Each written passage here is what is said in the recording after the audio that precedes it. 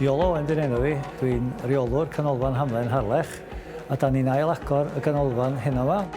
Mae Iwan Roberts sydd ddod yma fel gŵr gwadd i agor yn swyddogol, bod ni wedi bod yn agor fel canolfan i'r cyhoedd ers rhyw 2 wythnos. Mae Cyngor Gwynedd wedi penderfynu peidio ariannu yr ganolfan yma.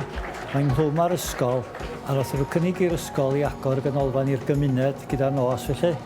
A gofynodd yr ysgol i fi os o'n i fodlon wneud hyn, gafod gen i brofiad o'r math yma o brosiect pan o'n i'n gweithio yn ysgol Foelwyn yn Blaenau Ffestiniog. Wel, mi nath yr cyngor dod yma a ofyn i ni, a oedden ni'n fodlon ystyried rhedeg y canolfan, ac oedd y llywodraethwyr a'r ysgol, wrth gwrs, eisiau gweld y lle yn parhau'r ysgol, ond hefyd i'r gymuned. Wedi cael grantiau bach ar hyn o bryd gan y cynghorau cymuned ac yn y blaen. Mae ar agor 4 noson yr wythnos rwan, bod math o gweithgareddau yn digwydd. Llawer o wyddodolwyr yn dod i mewn o'r gymuned ar ben hynny, ac mae'n adnodd cymunedol gwych i ardal wledig fel hyn. Os oes gan rwy'n deimlad at ardal, mae rwy'n yn bownd o pryderu. Pryderu bod yna llai o gyfleoedd i bobl ifanc yr ardal.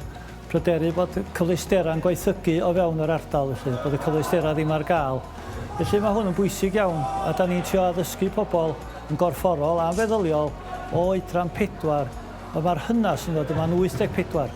Felly mae'n dipyn o span o amser hwnna, ond mae'n braf gweld pobl o bob oedran dod yma ar hyn o bryd.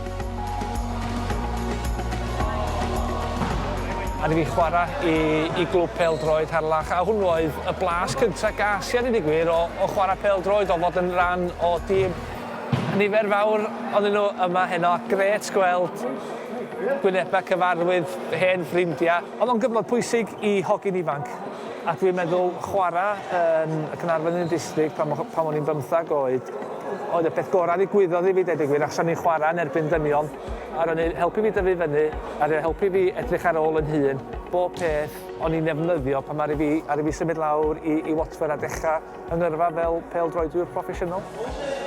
Y peth pwysig wwan ydy, mae yna ddigon o bobl yma heno, ond mewn 6 mis i flwyddyn amser, mae'n bwysig bod yr un bobl, yr un gwynebau, dal yma yn cefnogi'r ganolfan ac yn cefnogi Iolo. Y her ydy cael pobl i fewn i'r adeilad. Yr her i'r gymdeithas ydy gweld tîmau yn ailgodi eto, tîmau ieuenctid yn enwedig, a'r her personol i bobl fydd gwella eu ffitrwydd. Oherwydd mae gennym ni gyfleustera yma iddyn nhw'n wneud hynna. A felly, da ni yn cael cefnogaeth ar hyn o bryd, a dwi'n siŵr fydd y gymuned yn cefnogi y fenter yma.